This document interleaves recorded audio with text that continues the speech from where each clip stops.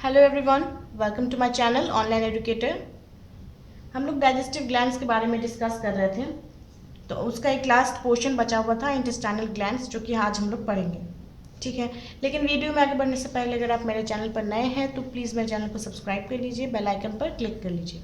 Alright, तो start करते हैं आज का क्लास। इंटेस्टाइनल ग्लैंड, तो जैसा कि नाम सजेस्ट करता है इंटेस्टाइनल ग्लैंड, ये ग्लैंड जो है वो मेनली इंटेस्टाइन में ही पाया जाता है। और इंटेस्टाइन में भी कहाँ पे? मेनली स्मॉल इंटेस्टाइन में इसका प्रेजेंस होता है।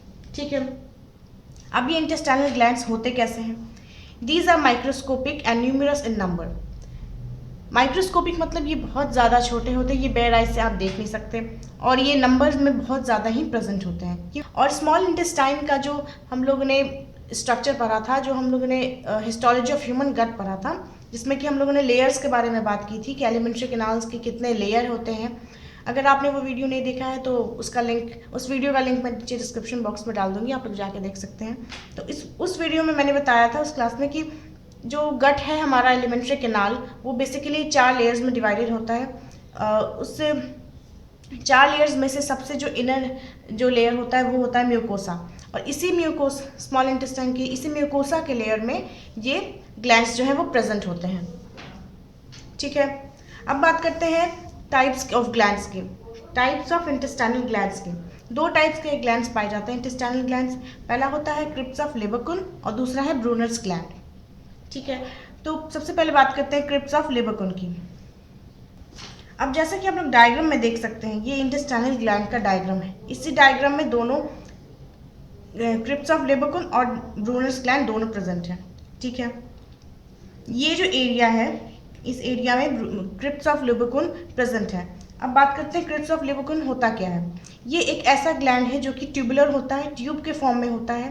बहुत ही ज़्यादा सिंपल इसका स्ट्रक्चर है, और 2 जैसे कि विलाई होते हैं, जैसे कि ये आप ग्लैंड्स देख सकते हैं, ये सेल्स हैं। इस सेल्स के आउटर पोर्शन पे ये जितने भी विलाई प्रेजेंट है, इन विलाई के बीच में ये क्रिप्स ऑफ लेबरकुन प्रेजेंट होता है। ठीक है, अब मेन बात करते हैं कि ये सिक्रीट क्या करता है, क्योंकि जितने भी सारे हम लोग ग्लैंड्स पढ़ते आ रहे हैं, वो सब कुछ ना कुछ सिक्रीट कर रहे हैं, और वो सारे सिक्रीशन जो है वो डाइजेशन में हेल्प कर रहे हैं, क्योंकि हम लोग बात कर रहे हैं डाइजेस्टिव ग्लैंड्स की। ठीक है, तो क्रिप्स ऑफ लेबरकुन जो है वो मेनली सिक्रीट करता है एंजाइम्स को और म्यूकस को। वैसे तो एंजाइम्स बहुत सारे टाइप्स के ये सिक्रीट करता है, उन सब उतने ज़्यादा डीप में हमको पढ़ने की ज़रूरत नहीं है, तो बस इतना जानेंगे कि ये एंजाइम्स को सिक्रीट करता है, और इस एंजाइम्स और म्यूकस को सिक्रीट करता है। म्यूकस भी प्रेजेंट होता है, और जो ये सिक्रीट करता है जूस, उसके जूस का मेनली नाम है स्यूकस एंटेरिकस। क्या है? स्यूकस एंटेरिकस, जिसको कि हम लोग इंटेस्टाइनल जूस भी कहते हैं। ठीक है, अब बात करते हैं कि कितने क्वांटिटी में और ये जूस सिक्रीट होता है, और इस जूस का क्या क्वालिटी होता है। ठीक है, तो क्वांटिटी अगर बात करेंगे तो एक दिन में अबाउट 2 से 3 लीटर ये जूस सिक्रीट किया जाता है। और क्वालिटी की अगर बात करेंगे तो ये अल्कलाइन होता है। इसका पीएच जो है वो मेनली 8 से 8.3 के बीच में रहता है। ठीक है, इस स्यूकस एंटेरिकस में ऐसे बहुत सारे एंजाइम्स पाए जाते हैं। इसमें इतना डीप में हम लोग नहीं पढ़ेंगे, लेकिन हम नाम बता देते हैं आप लोग को।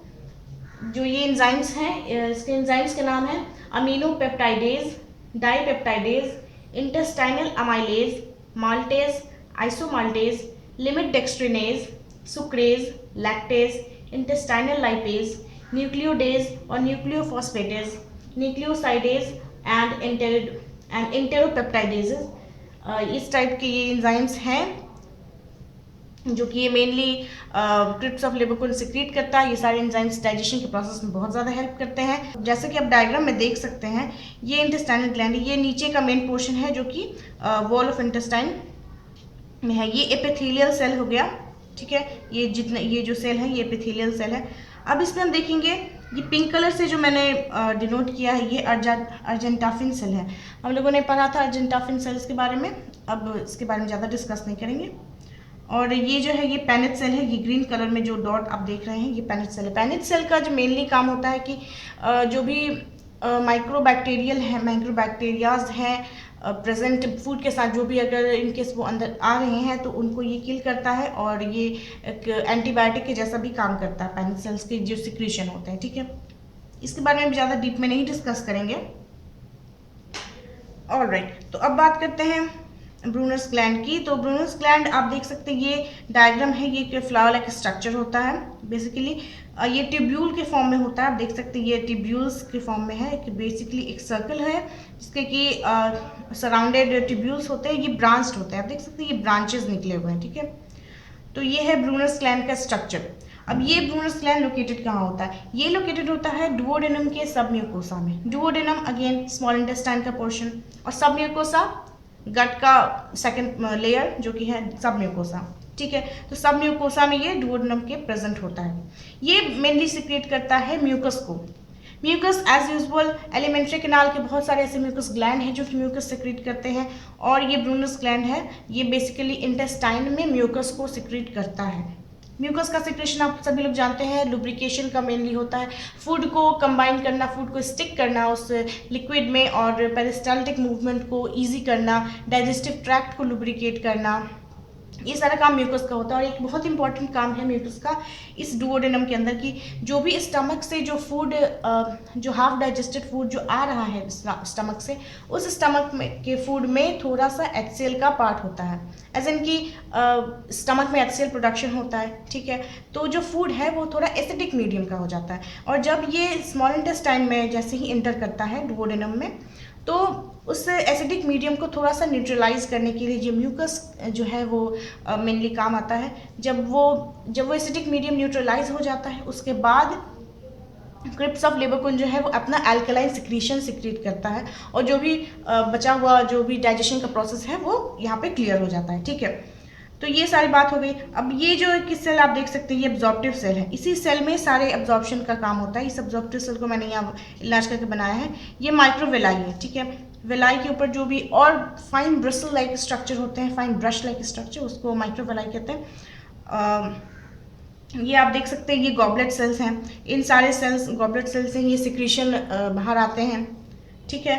तो ये था मेनली ब्रूनर्स ग्लैंड आज के, ठीक है। तो फिर आज की क्लास के लिए बस इतना ही। इंटेस्टाइनल ग्लैंड में बस ये 2 ही इंपॉर्टेंट ग्लैंड्स थे।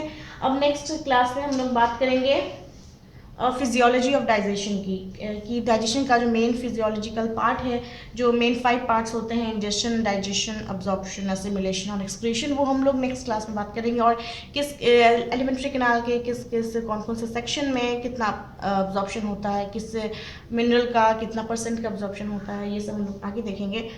और तो फिर आज के लिए इतना ही। बने रहिए मेरे चैनल पे, और अगर आप मेरे चैनल पर नए हैं तो मेरे चैनल को सब्सक्राइब कर लीजिए, बेल आइकन पर क्लिक कर लीजिए, मेरी वीडियोस को लाइक कीजिए, शेयर कीजिए, कमेंट कीजिए। और तब तक के लिए thank you everyone, thank you all.